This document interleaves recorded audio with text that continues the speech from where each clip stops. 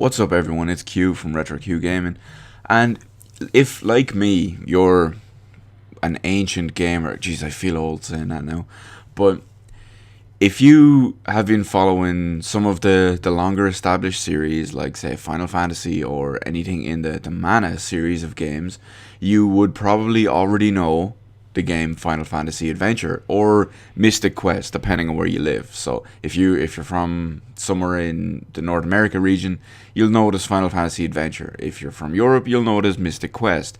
Now, it was originally a Game Boy game released in 1991, but it's getting a remake. So it's getting a brand new remake for iOS, Android, and Vita. Now, I'll have a link to the trailer in the description below, so make sure you do check that out because you'll see all the new art style and everything on there as well. But the fact that it's getting a new review or a new re-release isn't why I'm making this video. Now, there is one or two other things I do want to officially just put in here, just from like statements and all that, before I get on to the reason why I am making this video. So if you're familiar with the games and the series at all, obviously you have this would have been the first game in the Mana series. Then you had Secret of Mana, which was the second game in the series, and then you'd have, I'll hope I can pronounce this correctly because it is in Japanese, but as far as I know, it's pronounced Suikoden Densetsu 3, and that is the third game in the series. And most of you will probably have played that out there via translated ROM, just like myself. And obviously, Secret of Mana is my favorite game ever, and the third game in the series is just an excellent game. Now, the first one, the game we're talking about now, Final Fantasy Adventure or just Mystic Quest, it actually was originally got a remake just over 10 years ago as Sword of Mana on the Game Boy Advance. Now, I have Sword of Mana and I've played it.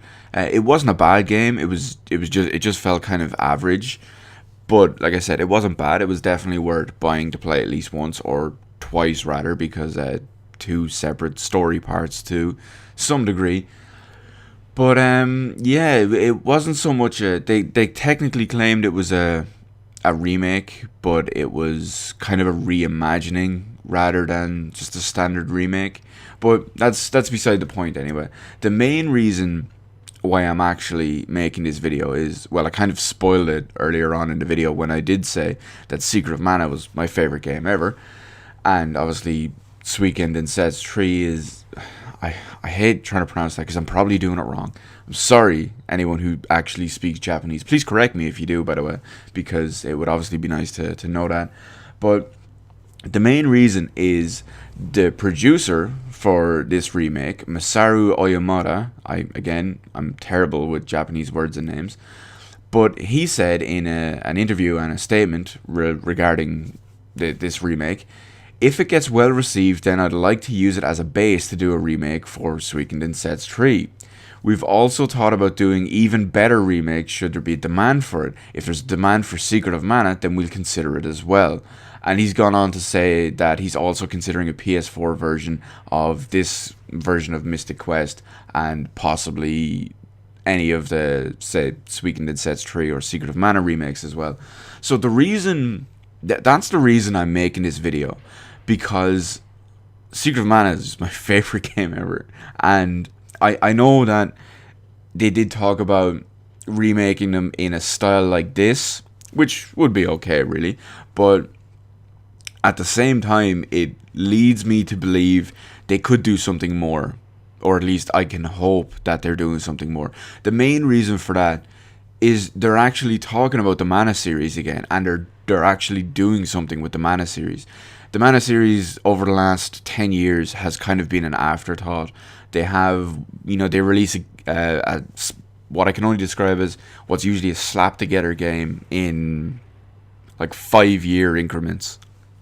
And just because of that, it just, it just feels like an afterthought. They just really say, it's like, well, we still have this series. We don't really care about it, but we still have it. So just don't forget. But that's just my opinion on it anyway. But hopefully that's about to change. Even if they do just release the Vita versions of, say, these 3 games.